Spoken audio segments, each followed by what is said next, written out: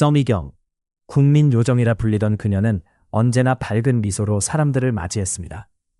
롯데껌이 세상에서 제일 맛있다고 말했지만 그녀의 입안에서 씹히고 있었던 것은 껌이 아니라 달콤한 향을 품은 신형적인 독사와도 같았습니다.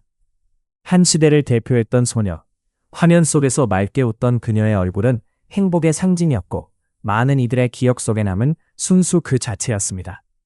하지만 그 미소 뒤에는 조용히 다른 길로 접어든 그녀의 인생이 숨겨져 있었습니다. 서미경은 자신보다 37살이나 많은 재벌 총수를 사랑했고 그 선택과 함께 세상에서 서서히 사라져갔습니다. 무대도 박수도 이름도 없는 곳으로 말입니다. 그녀는 무려 600억 원이라는 거대한 재산을 손에 넣었으나 그 대가는 혹독했습니다. 35년 동안 존재를 드러낼 수 없는 여인으로 살아야 했고 법적으로도 사회적으로도 이름 없는 과부처럼 지내야만 했습니다. 스스로 번 돈으로 지은 황금 감옥 안에서 그녀는 자유와 꿈을 잃었습니다. 그러나 이 이야기는 비극으로 시작하지 않았습니다. 황금의 벽에 갇히기 전 서미경은 분명 세상 누구보다도 눈부시게 빛나던 아이였습니다. 이제 우리는 그녀의 첫 페이지를 넘겨 한 소녀의 찬란했던 시작과 되돌릴 수 없었던 선택의 기록을 따라가 보려 합니다. 서미경은 1959년 전쟁의 흔적이 아직 골목마다 남아있던 시절 서울 외곽의 허름한 동네에서 태어났습니다.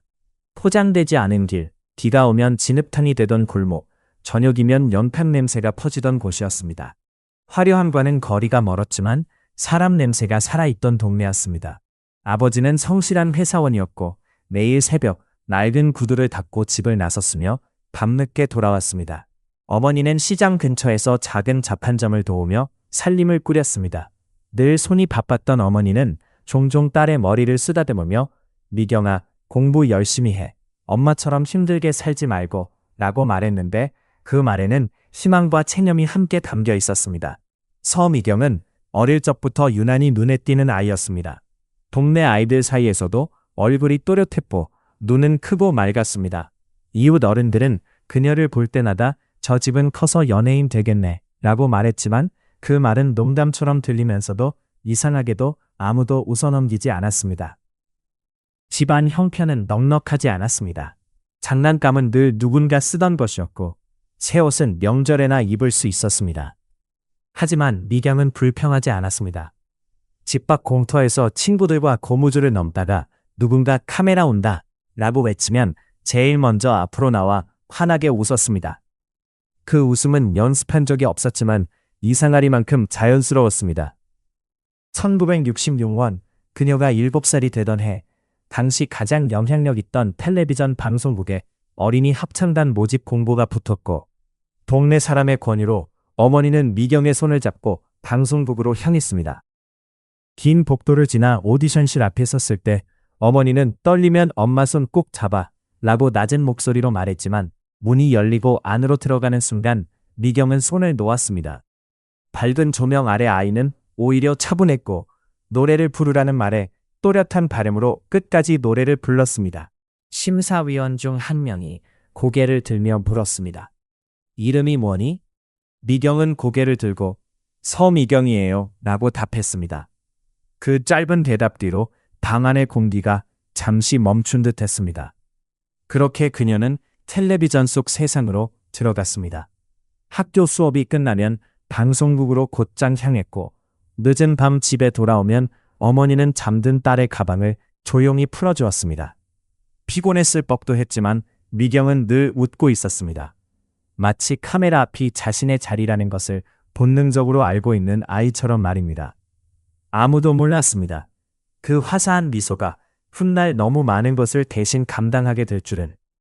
이때 서미경은 아직 꿈이 무엇인지 몰랐고 선택의 무게도 알지 못했습니다. 그저 세상이 자신을 불러주는 것이 기뻤을 뿐이었습니다. 그리고 바로 그 순수함이 훗날 그녀를 가장 깊은 곳으로 끌어당기는 시작이 되었습니다. 1977년 서미경의 이름은 갑자기 신문 1면을 장식하기 시작했습니다. 고등학생 신분으로 참가한 롯데 미스 콘테스트에서 그녀가 최종 우승을 차지했기 때문입니다. 당시 이 대회는 단순한 미인 대회가 아니었습니다. 고도 성장기에 접어든 한국 사회에서 롯데가 꿈꾸는 젊음과 희망, 그리고 밝은 미래를 상징하는 얼굴을 뽑는 국가적 이벤트에 가까웠습니다.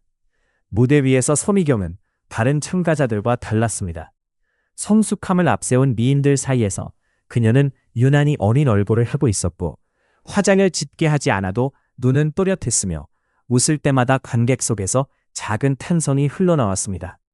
사회자가 물었습니다. 떨리지 않나요? 그녀는 잠시 망설이다가 말했습니다. 조금 그래도 즐겁습니다. 그 짧은 대답이 오히려 그녀를 더 특별하게 만들었습니다. 왕관이 머리 위에 올려진 순간 카메라 플래시가 폭죽처럼 터졌습니다. 다음 날 신문에는 같은 문장이 반복되었습니다. 국민이 선택한 소녀, 이웃집에서 막 나온 듯한 신데렐라. 그날 이후 서미경은 더 이상 평범한 학생이 아니었습니다. 그녀는 한숨에 시대가 만들어낸 얼굴이 되었습니다. 롯데의 전속 모델이 된 그녀는 텔레비전 속에서 매일같이 등장했습니다. 껌을 나눠주며 웃고 아이스크림을 들고 달리고 초콜릿을 건네며 고개를 살짝 기울였습니다. 좋은 사람과 나누고 싶어요 라는 대사는 유행어처럼 번졌고 소년들은 그녀의 미소를 스크랩했습니다. 거리의 문방구에는 그녀의 사진이 붙어 있었고 여학생들은 그녀처럼 머리를 자르고 옷을 입었습니다. 광고뿐만 아니라 서미경은 청춘 영화의 주인공으로 연이어 캐스팅되었습니다. 교복을 입은 소녀, 첫사랑의 설레는 얼굴, 눈물을 삼키는 장면까지 그녀의 연기는 화려하지 않았지만 이상하게도 진짜처럼 보였습니다. 아마도 아직 세상을 잘 몰랐기 때문일 것입니다. 그 무지함이 오히려 진심으로 읽혔습니다. 잡지 인터뷰에서 기자가 물은 적이 있습니다. 요즘 가장 행복할 때는 언제인가요? 그녀는 웃으며 대답했습니다. 촬영 끝나고 집에 돌아갈 때요. 엄마가 기다리고 계시거든요.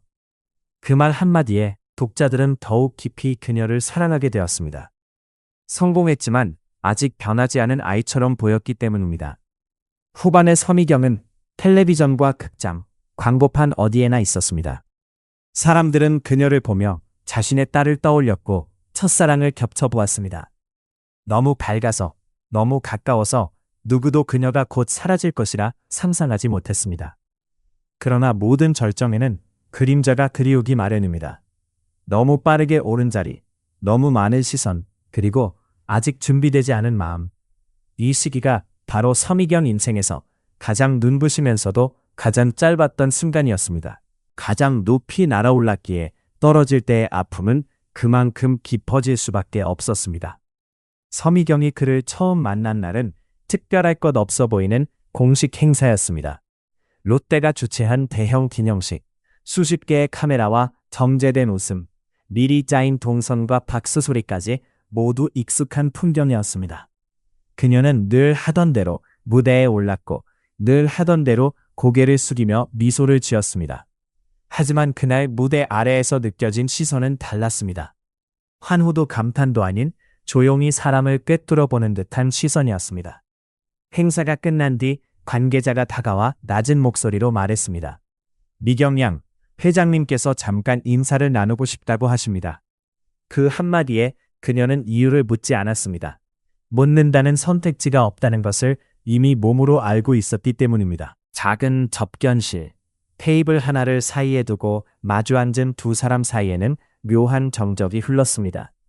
먼저 입을 연 쪽은 그였습니다. 사진 속 모습보다 훨씬 차분하군요. 서미경은 잠시 눈을 내리다가 공손히 답했습니다. 부족한 점이 많습니다. 그 짧은 대화 속에서 그녀는 직감적으로 느꼈습니다. 이 남자는 자신이 지금까지 만나온 어른들과는 전혀 다르다는 것을. 그의 이름은 신격호. 당시그는 이미 롯데라는 이름 그 자체였습니다. 검 한 잠으로 시작해 식품, 유통, 호텔, 백화점까지 손에 넣은 거대한 제국의 주인이었고 일본과 한국을 오가며 돈과 사람, 규칙을 동시에 움직이는 인물이었습니다. 그의 한마디는 곧 계약이 되었고 그의 시선은 인생의 방향을 바꾸었습니다. 그는 예순을 앞두고 있었고 서미경은 이제 막 20살을 넘긴 소녀였습니다. 두 사람 사이에는 37년이라는 시간과 넘을 수 없는 권력의 높이가 놓여 있었습니다. 신격호가 서미경에게서 본 것은 단순한 미모만이 아니었습니다. 세상 물정을 모르는 듯하면서도 묘하게 담대한 태도, 카메라 앞에서 길들여지지 않은 자연스러움이었습니다. 그는 가까운 사람에게 이렇게 말했다고 전해집니다. 요즘 젊은 애들 같지 않아. 그 말은 칭찬이었고 동시에 선택의 신호였습니다. 그날 이후 두 사람의 만남은 조금씩 이어졌습니다. 처음에는 행사 뒤 짧은 인사, 광고, 시사회에서의 안부, 형식적인 격려였습니다. 요즘 촬영은 괜찮습니까? 무리는 하지 말아요. 서미경은 늘 같은 말로 답했습니다. 괜찮습니다. 그 말에는 예의와 거리두기가 섞여 있었습니다. 그러나 어느 순간부터 그 거리감은 서서히 좁혀졌습니다. 공식 석상은 줄어들고 외부에 알려지지 않은 공간에서의 대화가 늘어났습니다. 그는 세상을 아는 사람의 말투로 조언했고 그녀는 아직 세상을 다 알지 못한 사람의 얼굴로 고개를 끄덕였습니다. 사람은 혼자서 오래 버티기 어렵습니다. 지켜주는 사람이 필요할 때가 있어요. 그의 말들은 보호처럼 들렸고 실제로 보호가 시작되었습니다. 업계에서는 곧 이상한 기류를 감지했습니다. 서미경의 일정은 늘 매끄럽게 조정되었고 경쟁이 치열한 자리에서도 그녀는 유난히 안전했습니다. 누구도 공개적으로 말하지 않았지만 모두 알고 있었습니다. 보이지 않는 후견인이 존재한다는 것을. 그 이름은 입 밖으로 꺼내는 것조차 조심스러웠습니다.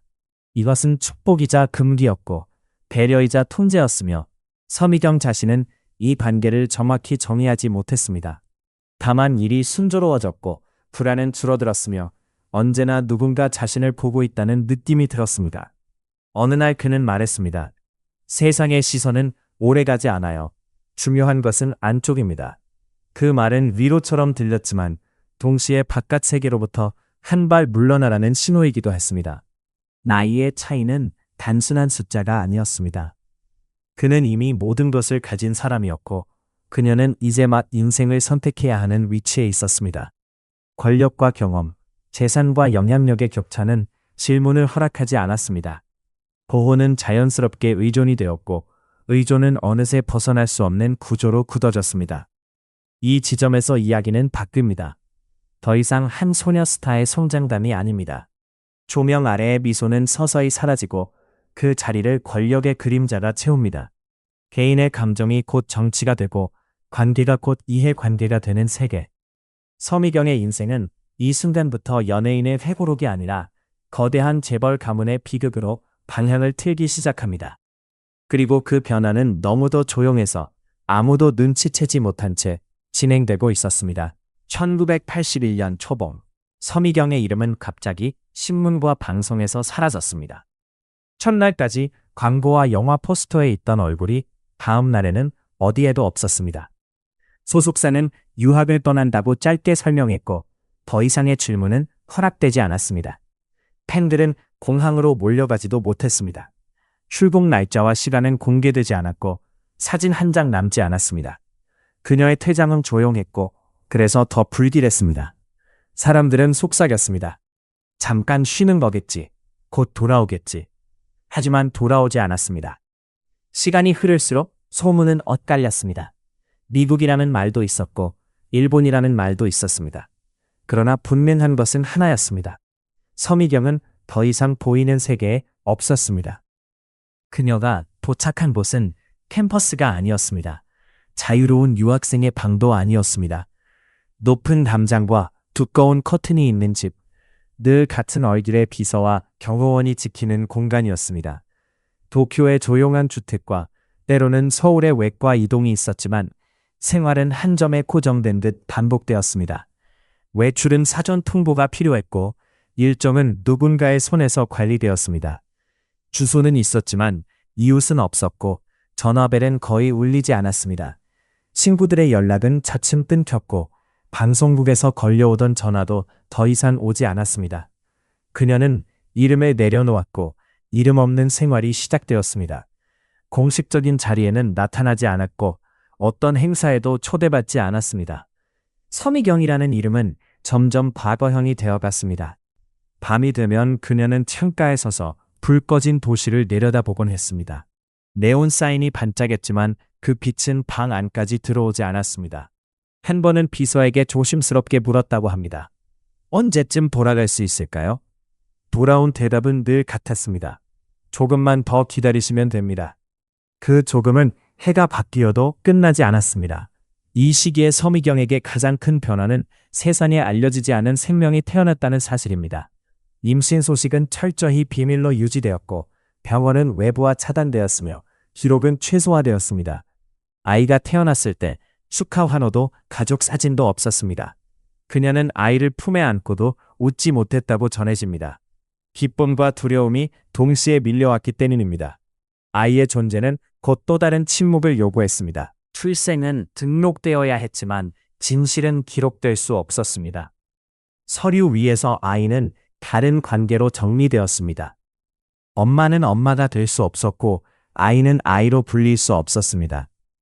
이 선택은 보호를 위한 것이었지만 동시에 평생 지워지지 않을 상처가 되었습니다. 그녀의 하루는 단순했습니다. 아이를 돌보고 책을 읽고 창밖을 바라보는 시간. 가끔 일본과 한국을 오갔지만 이동은 늘 비밀이었습니다. 공항의 일반 통로를 이용하지 않았고 사진은 남지 않았습니다. 사람들은 본 적 있다고 말했지만 아무도 증명하지 못했습니다. 존재하지만 존재하지 않는 사람, 그것이 그녀의 새로운 위치였습니다. 돈은 충분했고 필요한 것은 언제나 준비되어 있었으며 생활에는 부족함이 없었습니다. 그러나 선택권은 없었습니다. 어디로 갈지, 누구를 만날지, 무엇을 말할지 모든 결정은 그녀의 손을 비켜갔습니다. 보호는 곧 통제가 되었고 편안함은 곧 감옥이 되었습니다. 그녀가 스스로 번 돈으로 지은 황금의 벽은 밖으로 나갈 문이 없는 구조였습니다. 세월은 흘렀고 그녀의 침묵은 길어졌습니다. 서미경이 어디에 있는지, 무엇을 하고 있는지, 왜 돌아오지 않는지 질문은 쌓였지만 답은 없었습니다. 이 긴 침묵이야말로 사람들을 가장 불안하게 만들었습니다. 말이 없을수록 상상은 커졌고 커질수록 진실은 더 멀어졌습니다. 이 시기 그녀는 더 이상 스타도 시민도 아니었고 공식적인 신분도 공개된 관계도 없었습니다. 단 하나 분명한 것은 그녀가 세상과 분리된 채 살아가고 있다는 사실이었습니다. 무대에서 내려온 것이 아니라 무대 자체가 사라진 삶. 이것이 바로 서미경의 긴 공백이었고 이후 모든 비극의 토양이 되었습니다. 서미경의 침묵이 길어질수록 세상은 그녀가 완전히 사라졌다고 믿기 시작했습니다. 그러나 무대 위에서 사라진 동안 또 다른 세계에서는 전혀 다른 움직임이 진행되고 있었습니다. 눈에 띄지 않게, 기록으로 남지 않게, 하지만 분명하게 그것은 돈의 이동이었고 권력의 배치였습니다. 1980년대 중반, 롯데는 이미 단순한 기업이 아니었습니다. 유통과 식품을 넘어 호텔과 관광, 부동산까지 손을 뻗은 거대한 구조체였습니다. 그 중심에는 여전히 심교코가 있었고 그의 결정은 곧 법이었습니다. 이 시기 서미경은 더 이상 연예인이 아니었지만 그의 세계 안에서는 점점 더 중요한 위치로 옮겨가고 있었습니다. 처음에는 작은 선물이었습니다. 생활비 명목의 자금, 거주지 명의 변경, 관리회사의 배정, 모두 보호를 위한 조치처럼 보였습니다. 그러나 시간이 지나며 그 성격은 달라졌습니다. 부동산 명의가 그녀의 이름으로 넘어오기 시작했고 특정 회사의 지분이 조용히 정리되었습니다. 공시되지 않았고 기사도 나오지 않았지만 숫자는 분명히 이동하고 있었습니다. 심격호는 주변에 이렇게 말했다고 전해집니다. 사람은 결국 남는 게 있어야 합니다. 그 말은 애정의 표현처럼 들렸지만 동시에 계산이었습니다. 서미경의 젊음은 언젠가 사라질 것이고 이름은 이미 세상에서 지워졌습니다. 남는 것은 재산과 구조, 그리고 지분뿐이었습니다.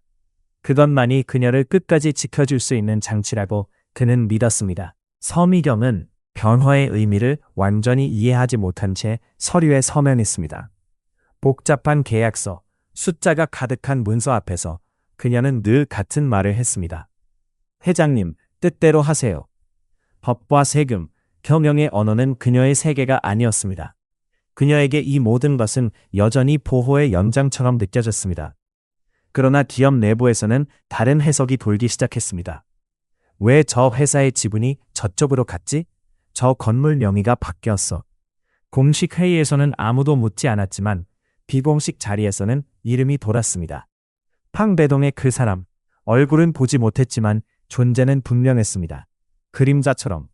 그러나 무게감 있게 이 시기부터 서미겸은 더 이상 단순한 보호 대상이 아니었습니다. 그녀는 롯데라는 구조 안에서 하나의 축이 되어 가고 있었습니다. 직접 경영에 참여하지 않았고 회의에 앉지도 않았지만 특정 사업의 수익 흐름은 점점 그녀와 연결되었습니다. 아무도 공개적으로 말하지 않았지만 그녀의 이름이 들어간 회사는 늘 안전했습니다. 아이를 키우는 일상 속에서도 그녀의 세계는 조용히 확장되었습니다. 유모차를 밀며 산책하다가도 집으로 돌아오면 서류가 기다리고 있었습니다. 비서가 설명했습니다. 여기는 도장만 찍으시면 됩니다. 그녀는 아이가 잠든 뒤 조용히 도장을 찍었습니다. 그 도장이 어떤 의미를 갖는지 그때 그녀는 깊이 생각하지 않았습니다. 이 과정은 보호와 격리의 이중 구조였습니다. 재산은 늘어났지만 외부와의 접촉은 더 제한되었습니다. 돈은 자유를 주지 않았고 오히려 울타리를 더 두껍게 만들었습니다. 그녀는 점점 더 많은 것을 소유했지만 점점 더 적은 선택을 할 수 있었습니다. 세상은 그녀를 잊어갔지만 롯데 내부에서는 잊지 않았습니다. 보이지 않게, 그러나 확실하게 그녀의 몫은 쌓이고 있었습니다. 그리고 이 축적은 훗날 아무도 예상하지 못한 순간에 모습을 드러내게 됩니다. 이 시기에 서미경은 스스로를 이렇게 느꼈을지도 모릅니다. 나는 아무것도 하지 않는다. 그러나 현실은 달랐습니다. 아무것도 하지 않음으로써 그녀는 이미 거대한 구조의 일부가 되어 있었습니다. 말을 하지 않음으로써 더 많은 것을 얻었고 보이지 않음으로써 더 깊숙이 들어가고 있었습니다. 이제 그녀의 침묵은 단순한 공백이 아니었습니다. 그것은 축적이었고 준비였으며 동시에 다음 비극을 향한 조용한 전조였습니다. 권력은 늘 소리를 내지 않습니다. 가장 큰 힘은 언제나 가장 조용한 얼굴로 다가옵니다. 서미경의 삶은 겉으로 보기엔 아무 일도 일어나지 않는 듯 보였습니다. 같은 집, 같은 일정, 같은 침묵, 그러나 고요함은 언제나 균열을 품고 있습니다. 시간이 쌓일수록 감춰진 것은 무게를 얻고 무게는 끝내 균열을 만들어냅니다. 그 균열은 아주 작은 질문에서 시작되었습니다. 왜 이 몫은 저기에 있지? 기업은 성장했고 구조는 복잡해졌습니다. 롯데는 더 이상 한 사람의 결단으로만 움직이는 조직이 아니었습니다. 수많은 임원과 계열사, 회계와 감사의 그물망이 생겨났고 그물망 어딘가에 설명되지 않는 지점들이 눈에 띄기 시작했습니다. 특정 수익의 흐름, 특정 지분의 귀착, 공식 문서에는 문제가 없었지만 맥락이 비어 있었습니다. 그 무렵 내부에서 낮은 목소리들이 오갔습니다. 그분은 아직도 조용히 계신가? 방배동 쪽은 여전하지. 이름은 나오지 않았지만 모두가 누구를 말하는지 알고 있었습니다. 보이지 않는 존재는 더 이상 전설이 아니었습니다. 회의실 바깥 담배 연기 속에서 그 존재는 현실이 되었습니다. 서미경은 이 변화를 체감하지 못한 채 일상을 이어갔습니다. 아이는 자랐고 학교에 다니기 시작했습니다. 그녀는 학부모 모임에 나가지 않았고 운동회에도 모습을 드러내지 않았습니다. 대신 창문 너머에서 박수를 쳤고 밤마다 아이의 숙제를 함께 봤습니다. 아이가 물었습니다. 엄마, 왜 우리 집에는 손님이 안 와? 그녀는 잠시 멈칫하다가 말했습니다. 조용해서 좋아서 그래. 그러나 세상은 조용함을 오래 허락하지 않습니다. 어느 날 비서가 평소보다 늦은 시간에 찾아왔습니다. 표정이 굳어 있었습니다. 회장님께서 요즘 많이 피곤해 하십니다. 그 말은 안부가 아니었습니다. 경보였습니다. 보호의 중심이 흔들리고 있다는 신호였습니다. 서미경은 처음으로 자신을 둘러싼 구조가 영원하지 않다는 사실을 느꼈습니다. 이 시기부터 그녀의 이름은 더 조심스럽게 다뤄졌습니다. 과거처럼 무조건적인 보호는 줄어들었고 대신 관리가 강조되었습니다. 문서에 서명하기 전 설명이 길어졌고 도장의 위치도 정확해졌습니다. 법과 세금이라는 단어가 처음으로 그녀의 일상에 스며들었습니다. 이건 그냥 절차예요. 라는 말은 더 이상 충분한 설명이 아니었습니다. 기업 내부의 시선도 달라졌습니다. 존중과 두려움이 섞인 시선, 그리고 점점 노골해지는 계산. 누군가는 그녀를 위험 요소로 보았고 누군가는 열쇠로 보았습니다. 침묵은 여전히 유지되었지만 그 침묵의 의미는 변했습니다. 더 이상 보호를 위한 침묵이 아니라 충돌을 늦추기 위한 침묵이었습니다. 서미경은 밤마다 같은 꿈을 꾸었다고 합니다. 무대 위에 있는데 조명이 하나둘 꺼지는 꿈. 관객석은 보이지 않고 박수 소리도 없습니다. 대신 어디선가 서류 넘기는 소리만 들립니다. 그녀는 그 꿈에서 늘 같은 질문을 던졌습니다. 나는 어디에 있는 걸까? 답은 나오지 않았습니다. 아이의 존재는 그녀에게 유일한 현실이었습니다. 그러나 그 현실조차 구조의 일부로 편입되고 있음을 그녀는 느꼈습니다. 학교, 국적, 기록 모든 선택에는 조건이 붙었습니다. 보호는 계속되었지만 선택권은 여전히 제한되었습니다. 그녀는 아이를 위해 침묵을 선택했고 침묵을 위해 더 깊이 안으로 들어갔습니다. 이 무렵 외부에서는 작은 파문들이 일기 시작했습니다. 재벌가의 상속, 지분, 경영권에 대한 기사들이 늘어났고 과거의 이름들이 다시 불려나왔습니다. 아직 그녀의 이름은 나오지 않았지만 시간 문제처럼 느껴졌습니다. 균열은 이미 생겼고 질문은 사라지지 않았습니다. 서미경의 삶은 여전히 황금으로 둘러싸여 있었지만 그 황금은 차갑게 식어 있었습니다. 벽은 더 높아졌고 문은 더 두꺼워졌습니다. 밖으로 나갈 수 없는 구조는 안에서도 숨이 막혔습니다. 그녀는 처음으로 깨달았습니다. 침묵이 길어질수록 대가는 커진다는 것을. 이 시점에서 이야기는 되돌릴 수 없는 방향으로 흘러가기 시작합니다. 보호의 균열은 곧 권력의 충돌로 이어질 것이고 숨겨진 존재는 언젠가 이름을 갖게 될 것입니다. 그리고 그날이 올 때 서미경의 침묵은 더 이상 그녀를 지켜주지 못할 것입니다. 균열이 생긴 뒤 서미경의 세계는 눈에 띄게 작아졌습니다. 이전에도 넓지는 않았지만 이제는 더 줄어들었습니다.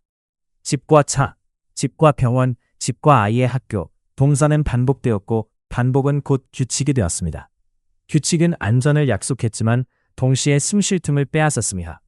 아침은 늘 비슷했습니다. 커튼을 반쯤만 열고 빛의 각도를 확인한 뒤 아이를 깨웠습니다. 천천히 해도 돼. 그녀는 늘 그렇게 말했습니다. 서둘 이유가 없었기 때문입니다. 서둘러 도착해야 할 무대도 약속도 없었습니다. 아이가 학교로 떠나면 집은 다시 조용해졌습니다. 그 고요 속에서 그녀는 라디오를 틀지 않았고 텔레비전도 켜지지 않았습니다. 소리는 기억을 데려오기 때문입니다. 외출은 필요한 경우에만 허락되었습니다. 병원 예약이 있는 날, 혹은 관리인이 동행하는 짧은 이동, 마스크와 모자, 익숙한 복장. 누군가 알아볼까 봐서가 아니라 알아보지 못하게 하기 위해서였습니다. 한 번은 엘리베이터에서 이웃으로 보이는 여성이 말을 걸었습니다. 날씨가 많이 쌀쌀하네요. 서미경은 잠시 멈칫하다가 고개를 끄덕였습니다. 네. 그 한 음절로 대화는 끝났습니다. 아이와의 시간은 그녀의 하루에서 유일하게 흐름이 달라지는 순간이었습니다. 숙제를 함께 보고 책을 읽어주고 잠들기 전 머리를 쓰다듬었습니다. 아이가 묻곤 했습니다. 엄마는 왜 일을 안 해? 그녀는 잠시 생각하다가 대답했습니다. 엄마는 집을 지키는 일이야. 아이는 고개를 끄덕였고 더 묻지 않았습니다. 질문이 더 이어지지 않는다는 사실이 그녀를 안심시키면서도 아프게 했습니다. 사람을 만나는 일은 거의 없었습니다. 오래전 친구들은 소식이 끊긴 지 오래였고 새로운 관계는 만들지 않았습니다. 축하할 일도 위로받을 일도 공유되지 않았습니다. 기쁨과 불안은 혼자서 소화해야 했습니다. 밤이 되면 그녀는 작은 탁자에 앉아 손바닥을 바라보았습니다. 도장을 찍던 손, 아이의 손을 잡던 손 같은 손이었지만 역할은 달랐습니다. 시간이 지나며 그녀는 의식적으로 삶을 단순화했습니다. 옷장은 검은색과 회색으로 채워졌고 장식품은 하나둘 치워졌습니다. 화장대 위에는 필수적인 것만 남았습니다. 거울 앞에 오래 서지 않았습니다. 얼굴을 확인하는 일은 과거를 확인하는 일과 비슷했기 때문입니다. 이 시기, 그녀는 종종 절에 들렀다고 전해집니다. 새벽 시간, 사람이 거의 없는 때를 골랐습니다. 향을 피우고 오래 서 있지 않았습니다. 바라는 것도 묻는 것도 없었습니다. 다만 잠시 숨을 고르고 돌아왔습니다. 어떤 날에는 교회에 앉아 있기도 했고, 어떤 날에는 아무 곳에도 가지 않았습니다. 믿음은 선택이 아니라 버티는 목에 가까웠습니다. 전화는 여전히 자주 울리지 않았습니다. 가끔 걸려오는 전화는 대부분 관리와 관련된 것이었습니다. 이번 주 일정은 이렇습니다. 서류가 하나 도착했습니다. 목소리는 늘 차분했고 감정은 섞이지 않았습니다. 그녀는 메모하지 않았고 기억에만 남겼습니다. 기억은 점점 무거워졌습니다. 세상은 빠르게 변하고 있었습니다. 거리에는 새로운 간판이 늘었고 사람들은 휴대전화를 손에서 놓지 않았습니다. 그러나 그녀의 집 안에서는 시간이 다른 속도로 흘렀습니다. 달력은 넘겨졌지만 계절의 변화는 커튼 너머에서만 느껴졌습니다. 뉴스는 멀었고 유행은 의미가 없었습니다. 이렇게 축소된 세계에서 서미경은 스스로를 보호했습니다. 더 이상 잃을 것이 없다고 믿기 위해서였습니다. 삶을 크게 욕심내지 않으면 상처도 줄어든다고 생각했습니다. 그러나 축소는 완전한 안전을 주지 않았습니다. 작은 세계 안에서도 불안은 자라났습니다. 그녀는 알고 있었습니다. 이 고요가 영원하지 않다는 것을, 축소된 세계는 오래 버틸 수 없다는 것을, 언젠가 다시 문이 두드려질 것이고 그때는 선택지가 많지 않으리라는 것을. 그래도 그녀는 오늘을 반복했습니다. 오늘을 무사히 넘기는 것. 그것이 이 시기의 목표였습니다. 큰 계획도 미래의 약속도 없이 그렇게 하루하루를 접어넣으며 서미경은 침묵 속에서 살아가고 있었습니다.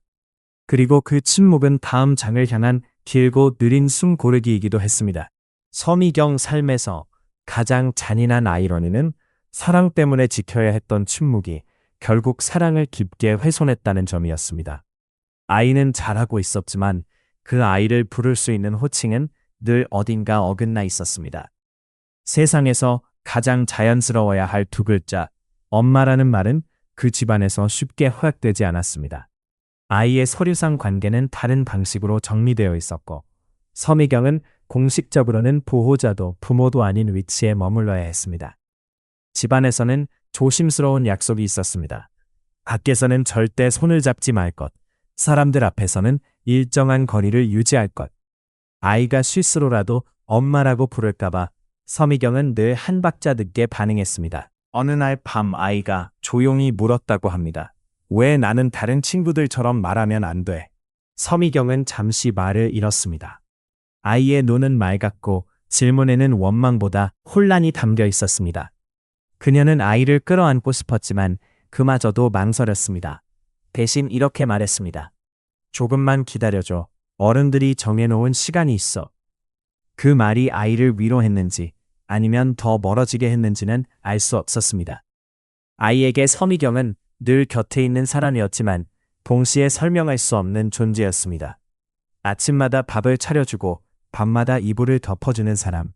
그러나 학교 서류에는 다른 이름이 적혀 있었고 행사 날에는 한 발짝 뒤에서 있어야 했습니다. 운동회 날 아이가 관중석을 두리번거리며 그녀를 찾았을 때 서미경은 손을 들지 못했습니다. 그 침묵은 아이의 마음에도 흔적을 남겼습니다. 아이는 점점 말을 아꼈고 감정을 스스로 정리하는 법을 배웠습니다. 질문은 줄어들었고 대신 혼자 있는 시간이 늘어났습니다. 서미경은 그 모습을 보며 스스로를 탓했습니다. 지키기 위해 선택한 방식이 아이에게는 또 다른 고립이 되고 있다는 사실을 알았기 때문입니다. 집안에서는 두 사람만의 언어가 생겼습니다. 코칭 대신 눈빛, 말 대신 행동. 아이가 피곤해 보이면 차를 데워놓고 서미경이 지쳐 있으면 아이가 말없이 옆에 앉았습니다. 이 조용한 공조는 겉으로는 평온했지만 그 아래에는 언제 무너질지 모르는 불안이 깔려 있었습니다. 밤이 깊어지면 서미경은 아이의 잠든 얼굴을 오래 바라보았습니다. 작은 숨소리, 이마에 흐트러진 머리카락. 그 모습을 보며 그녀는 속으로만 수없이 불렀을 것입니다. 내 아이. 그러나 그 말은 입 밖으로 나오지 않았습니다. 말이 되는 순간이 세계의 균형이 깨질 것 같았기 때문입니다. 아이 역시 어렴풋이 느끼고 있었을지도 모릅니다. 자신이 특별한 위치에 있다는 것, 그리고 그 특별함이 자유를 의미하지 않는다는 것을. 친구들이 부모 이야기를 할 때 아이는 웃으며 듣기만 했습니다. 자신의 이야기를 꺼내지 않는 법을 아주 일찍 배운 셈이었습니다.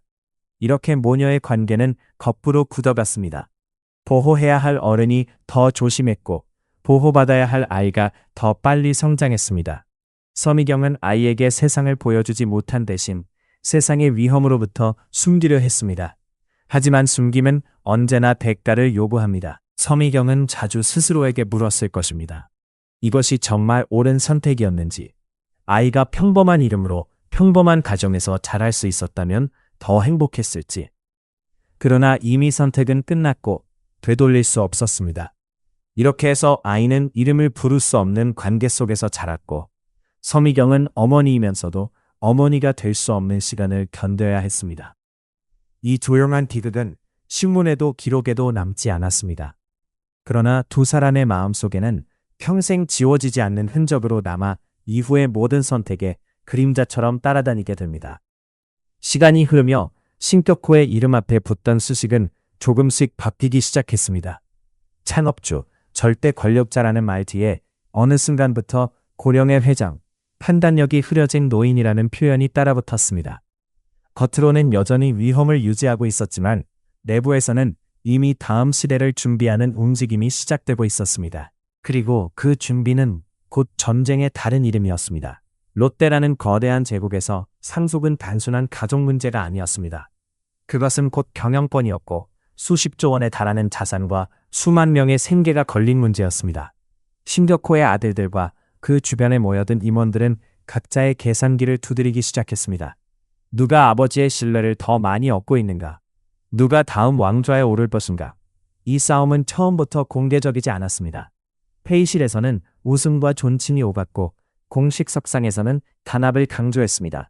그러나 물밑에서는 전혀 다른 대화가 이어졌습니다. 회장님께서 요즘 누구 말을 더 들으신대? 그쪽 라인이 강해지고 있어. 이런 말들이 조심스럽게 흘러나왔습니다. 서미경의 이름은 여전히 공식 문서 어디에도 없었습니다. 그녀는 회의에 참석하지 않았고 발언권도 없었습니다. 그러나 이상하게도 상속 이야기가 나올 때마다 그녀의 존재는 배제되지 않았습니다. 직접 언급되지는 않았지만 모두가 알고 있었습니다. 회장의 결정 뒤에는 늘 그녀와 연결된 이해관계가 얽혀 있다는 사실을. 문제는 그 이해관계가 너무 크다는 것이었습니다.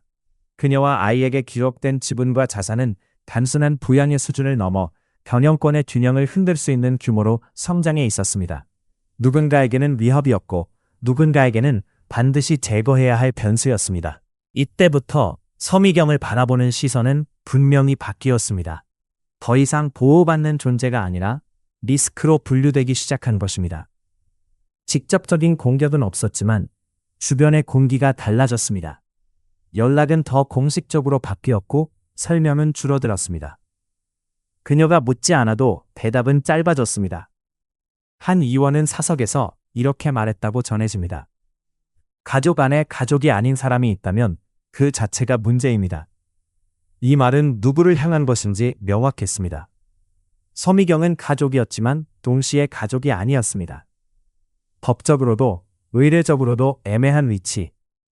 그러나 자산의 흐름만큼은 분명했습니다. 상속전쟁이 본격화되며 신격호의 판단은 점점 더 중요해졌습니다. 누가 그의 곁에 있는가? 누가 그의 하루를 관리하는가? 누가 마지막 결정을 끌어내는가? 이런 요소들이 결정적인 변수로 작용했습니다. 그리고 그 중심에는 늘 조용히 곁을 지키고 있던 서미경이 있었습니다. 그녀는 싸우지 않았습니다. 누구의 편에 서겠다고 선언하지도 않았습니다. 다만 기존의 질서를 유지하려 했을 뿐입니다. 아이의 몫을 지키고 지금까지 쌓아온 구조를 흔들리지 않게 유지하는 것. 그러나 그 유지 자체가 이미 한쪽 편을 드는 행위로 해석되었습니다. 형제들 사이의 긴장은 점점 노골화되었습니다. 언론에는 경영권 분쟁 가능성이라는 표현이 등장하기 시작했고 시장은 민감하게 반응했습니다. 주가는 흔들렸고 임원들은 눈치를 보기 시작했습니다. 그 와중에도 서미경은 여전히 모습을 드러내지 않았습니다. 그녀의 침묵은 오히려 더 큰 상상과 추측을 낳았습니다. 누군가는 그녀를 보이지 않는 왕비라고 불렀고 누군가는 모든 문제의 시작이라고 말했습니다. 그러나 그 어떤 평가도 그녀의 입에서 확인된 적은 없었습니다. 그녀는 여전히 말하지 않았고 그 말하지 않음이 이 전쟁을 더 복잡하게 만들었습니다. 이 시점에서 롯데 가문은 더 이상 하나의 가족이 아니었습니다. 그것은 이해관계로 묶인 집단이었고 각자의 생존을 위해 서로를 경계하는 정치 조직에 가까웠습니다. 혈연은 명분일 뿐 실제로 작동하는 것은 권력과 지분이었습니다. 서미경은 이 싸움의 한복판에 있었지만 동시에 가장 고립된 위치에 있었습니다. 누구와도 연대하지 않았고 누구에게도 완전히 신뢰받지 못했습니다. 보호자는 점점 힘을 잃어가고 있었고 적은 늘어나고 있었습니다. 이 상속 전쟁은 결국 누군가의 승리로 끝날 것이었습니다. 그러나 분명한 것은 그 과정에서 모두가 상처 입게 되리라는 사실이었습니다. 특히 한 번도 무기를 들지 않았던 사람일수록 가장 깊은 상처를 남기게 될 것입니다. 이제 이야기는 돌이킬 수 없는 국면으로 접어들었습니다. 가족이라는 이름 아래 숨겨졌던 갈등이 서서히 얼굴을 드러내고 있었습니다. 그리고 그 얼굴은 이전보다 훨씬 차갑고 잔혹했습니다. 2017년 초봄, 오랫동안 잊힌 이름 하나가 다시 불려 나왔습니다. 서미경. 그 이름은 더 이상 광고 속 미소와 함께 등장하지 않았습니다. 대신 검은 글씨로 적힌 소환장 위에 놓여 있었습니다. 30년 넘게 침묵 속에 머물러 있던 존재가 마침내 공적인 언어로 호출된 순간이었습니다. 법정 출석 소식이 전해지자 언론은 술래였습니다. 롯데의 그림자, 숨겨진 여인, 침묵의 당사자, 자극적인 수식어들이 쏟아졌습니다. 그러나 정작 당사자는 그 어느 때보다 조용했습니다. 변호사를 통해 성실히 임하겠다는 짧은 입장만 전했을 뿐 어떤 설명도 덧붙이지 않았습니다. 출석 당일 아침 법원 앞에는 이른 시간부터 카메라가 줄지어 섰습니다. 플래시가 준비되었고 질문은 이미 정해져 있었습니다. 그녀가 나타나자 공기는 순간 굳어졌습니다. 검은 정장, 단정하게 묶은 머리, 감정을 읽기 힘든 표정. 누군가는 그녀를 알아보려 했고 누군가는 처음 보는 얼굴처럼 바라보았습니다. 서미경 씨, 혐의를 인정하십니까? 회장과의 관계는 사실입니까? 질문은 날카로웠지만 그녀는 고개를 숙인 채 아무 말도 하지 않았습니다. 그 침묵은 도피처럼 보이기도 했고 체념처럼 보이기도 했습니다. 그녀는 빠르게 법정 안으로 들어갔고 문은 닫혔습니다. 법정 안은 차분했습니다. 판사의 목소리는 건조했고 서류는 차례로 읽혔습니다. 혐의 핵심은 단순했습니다. 지분 이전, 재산 증여, 그리고 세금 숫자로 정리된 문장들은 감정을 허락하지 않았습니다. 그 숫자들 사이에 30년의 시간이 끼어 있었습니다. 변호인은 말했다. 피고인은 경영에 관여하지 않았습니다. 모든 결정은 회장의 지시에 따른 것이었습니다. 그 말은 방어였지만 동시에 고백처럼 들렸습니다. 서미경은 고개를 들지 않았습니다. 그녀의 역할은 늘 그랬습니다. 선택하지 않는 것, 판단하지 않는 것. 검사는 물었습니다. 그렇게 큰 자산이 이동하는데 아무것도 몰랐다는 말입니까? 서미경은 잠시 침을 삼켰고 낮은 목소리로 말했습니다. 회장님이 하시는 일이라고 생각했습니다. 그 한 문장은 그녀가 살아온 방식의 요약이었습니다. 방청석에서는 작은 웅성거림이 일었습니다. 누군가는 분노했고 누군가는 연민을 느꼈습니다. 그러나 법정은 감정을 받아들이지 않았습니다. 여기서는 오직 책임과 증명만이 중요했습니다. 침묵은 더 이상 미덕이 아니었습니다. 재판이 진행될수록 그녀의 과거는 조각처럼 꺼내졌습니다. 일본과 한국을 오간 기록, 폐사의 구조, 명의 흐름 하나하나가 설명되었고 그 설명 속에서 그녀는 점점 더 작아 보였습니다. 무대 위 존재가 아니라 구조 속 인물로서 쉬는 시간, 그녀는 홀로 벤치에 앉아 있었습니다. 누군가 말을 걸지 않았고 그녀도 말을 걸지 않았습니다. 손은 무릎 위에 가지런히 놓여 있었고 시선은 바닥에 머물렀습니다. 그 모습은 낯설게도 평온해 보였습니다. 마치 언젠가는 와야 할 날이 왔다는 것을 이미 알고 있었던 사람처럼 보였습니다. 이날 서미경은 처음으로 공식적인 자리에서 자신의 이름을 들었습니다. 보호 아래의 이름이 아니라 책임을 지는 주체로서의 이름. 침묵은 더 이상 그녀를 감싸주지 않았고 오히려 중앙으로 밀어냈습니다. 법정을 나설 때 해는 이미 기울어 있었습니다. 다시 플래시가 터졌고 질문이 날아들었습니다. 그러나 그녀는 여전히 아무 말도 하지 않았습니다. 다만 한 번 아주 잠시 고개를 들었습니다. 그 눈빛에는 두려움도 분노도 아닌 오래된 피로가 담겨 있었습니다. 이날은 시작에 불과했습니다. 재판은 이어질 것이고 판단은 내려질 것입니다. 그러나 어떤 판결이 나오든 이 순간 이후로 서미경의 침묵은 이전과 같을 수 없었습니다. 그녀는 더 이상 숨겨진 존재가 아니었습니다. 침묵이 이름을 얻은 날, 그녀의 삶은 또 한 번 방향을 틀고 있었습니다. 판결은 생각보다 조용히 내려졌습니다. 긴 재판 과정과 언론의 소음에 비해 선고의 순간은 담담했습니다. 판사는 차분한 목소리로 결론을 읽었고 법정은 숨을 죽인 채 그 말을 받아들였습니다. 유죄 판결, 집행유예, 숫자와 조한이 정리된 문장 속에서 서미경은 고개를 들지 않았습니다. 그 결과가 무엇을 의미하는지 그녀는 이미 알고 있었기 때문입니다. 법정 밖으로 나왔을 때 사람들은 서로 다른 반응을 보였습니다. 생각보다 가볍다는 말도 있었고, 그래도 책임은 졌다는 말도 있었습니다. 그러나 그 어느 쪽도 그녀의 삶을 정확히 설명하지는 못했습니다. 형벌은 법이 정하는 것이지만, 그날 이후 그녀에게 남겨진 것은 형벌보다 훨씬 무거운 것들이었습니다. 가장 먼저 변한 것은 관계였습니다. 오랫동안 유지되던 연결들이 하나둘 끊어졌습니다.